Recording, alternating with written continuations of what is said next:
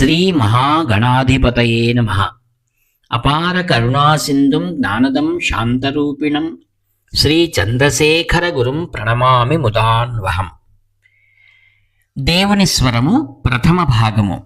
ప్రవచించిన వారు శ్రీ కాంచి కామకోటి పరమాచార్య శ్రీ శ్రీ శ్రీ చంద్రశేఖరేంద్ర సరస్వతి మహాస్వాములు వారు. విషయము భక్తి, ఆరాధనాభావం. ఒక్క సర్వచైతన్యమే ఈ జగత్తుగా, జీవరాశులుగా కూడా అగుపడుతున్నది. ఈ ప్రకటితంగా కనపడే రూపాన్ని పక్కకు జరిపితే సర్వచైతన్యం ఒక్కటే మిగులుతుంది. ఆ స్థితిలో ఏ చర్య ఉండదు.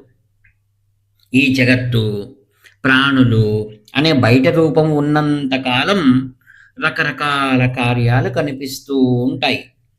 వీటిని అధిగమిస్తే చివరలో చూసేవాడు, చూడబడేది, చూస్తున్నామనే ఎరుక అన్ని భేదం లేకుండా ఒక్కటైపోతాయి.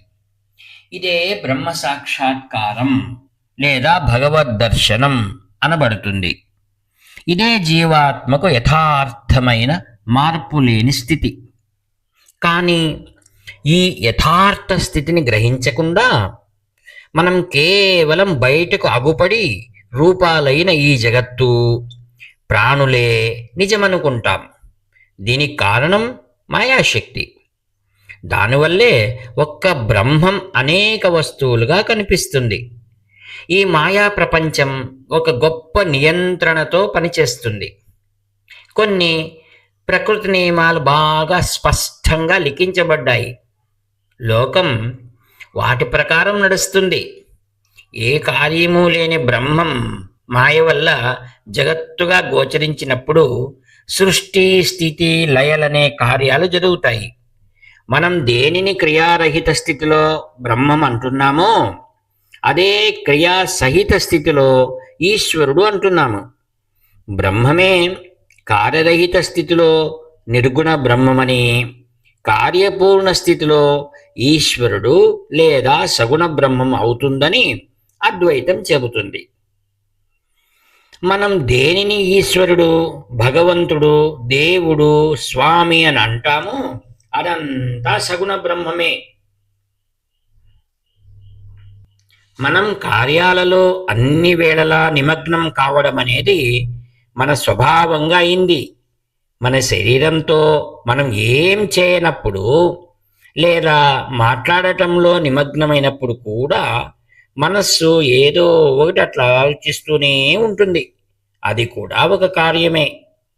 ఈ పని ఆగిపోయి మనస్సు ఆలోచనల నుండి విముక్తం అయితేనే మనము బ్రహ్మస్థితిని పొందగలము. కానీ ఏమీ భావించకుండా ఒక్క క్షణం కూడా మనం నిలవలేము. మరి దాన్ని ఆపటం ఎట్లా అలవర్చుకోవాలి? భక్తి ఈ అభ్యాసానికి మంచి సాధనం. క్రియారహిత స్థితికి చెందిన బ్రహ్మాన్ని క్రియారహిత స్థితిలోనే తెలుసుకోగలుగుతాము. అది సాధ్యం కాదు కదా. అదే బ్రహ్మం ఈశ్వరుడై ఈ జగత్తు అంతటికీ నడిపిస్తున్నాడు కదా. అంటే కార్యసహితుడు అయ్యాడు కదా. ఈశ్వరుని గురించి అన్ని వేళల్లో ఆలోచిస్తూ ఉండాలి. అన్ని క్రియలను ఆయన వైపు మళ్లించాలి. శరీరంతో నమస్కారం, పూజ, నోటితో స్తోత్రాలను చదవటం, మనస్సుతో ధ్యానం చేయటం, ఇట్లా అన్ని పనులను ఆయన వంకకు తిప్పాలి. ఈ విధంగా ఈశ్వరుని గురించి అట్లా నిరాఘాటంగా భావించుకోవటమే భక్తి. ఇందులో ప్రేమ చాలా ముఖ్యమైనది. ఆయన గురించి ప్రేమగా భావించుకోవటమే భక్తి. ఈ లోకంలో ఉన్నదంతా మంచి, చెడు, సౌందర్యం, అసహ్యకరం, సంతోషం, దుఃఖం అన్నీ ఆ బ్రహ్మం నుండి వచ్చినవే.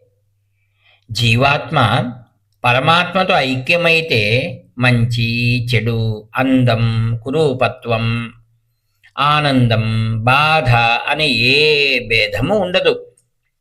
కానీ మనం ఉన్న స్థితిలో ఇవన్నీ ఒకటిగా అగుపించవు.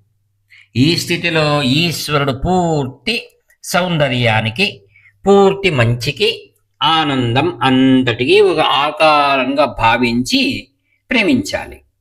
ఏ గుణము లేని బ్రహ్మాన్ని గురించి ఏమీ ఆలోచించలేము. అన్ని గుణాలు కూడా ఆ నిర్గుణ బ్రహ్మస్థితి నుండే వచ్చినవి.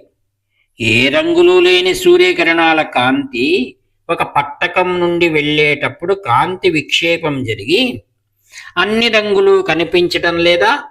అదే విధంగా ఏ గుణాలు లేని బ్రహ్మ అనగా నిర్గుణ బ్రహ్మ మాయా అనే దర్పణంతో సంపర్కం కలిగి ఈశ్వరుడుగా అయి అన్ని గుణాలను వెలువరుస్తుంది. మనం గుణం లేని స్థితిని భావించుకోలేము.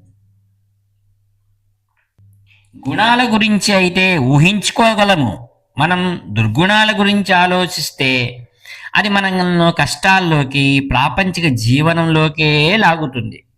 అందువల్ల మనం సద్గుణాల గురించే ఆలోచించాలి. కేవలం గుణాలను గూర్చి ఆలోచించమంటే ఆలోచించలేము. అందువల్ల ఆకృతిని కలిగి జీవం ఉండి అన్ని సద్గుణాలను కలిగిన వాడి గురించి తలుచుకోవాలి. ఇట్లా అన్ని గుణాలు, రూపాలు ఎక్కడి నుంచి వచ్చాయో, వీటన్నింటినీ ఏది నడిపిస్తుందో ఆ దానిని అసంఖ్యాకమైన సద్గుణాలతో ఒక దివ్య ఆకృతిగా భావించినట్లయితే మనకు కూడా ఆ గుణాలు అలవడతాయి. మనసు ఎల్లప్పుడూ దేనినైనా తీవ్రంగా ధ్యానిస్తూ ఉంటే అదే తానుగా మారిపోతుంది. ఈ మాటను మనస్తత్వ శాస్త్రవేత్తలు కూడా ఒప్పుకుంటారు. దోషరహితుడు, కృపాసముద్రుడు అయిన ఈశ్వరుడిని ధ్యానించడం వలన మన పాపాలు తొలగిపోయి మనస్సే ప్రేమైక స్వరూపంగా మారిపోతుంది. అటుపైన పాపపు తోవలను తొక్కకుండా ఉంటుంది. పాపపు ఆలోచనలు నశించాలంటే ఈ లోకంలో భక్తి వినా మరొక మార్గము లేదు. అయితే భక్తిని అవలంబించవలసింది ఈ ఒకే కారణం వల్ల కాదు. భక్తి మన యథార్థ స్థితిని అందుకునే దారి చూపుతుందనే అన్నదే ముఖ్యమైన కారణం. మనస్సు నిశ్చలమై ఆత్మజ్యోతి ప్రకాశించాలంటే ఆ మనస్సులోని పాపాలు తొలగిపోవాలి. ఆ విధంగా పాపాన్ని నశింపచేసేదే భక్తి. వ్యాఖ్యాత మీ ప్రియమిత్రుడు నివర్తి నాగభూషణ శర్మ. 7483229249. హర హర శంకర, జై జై శంకర.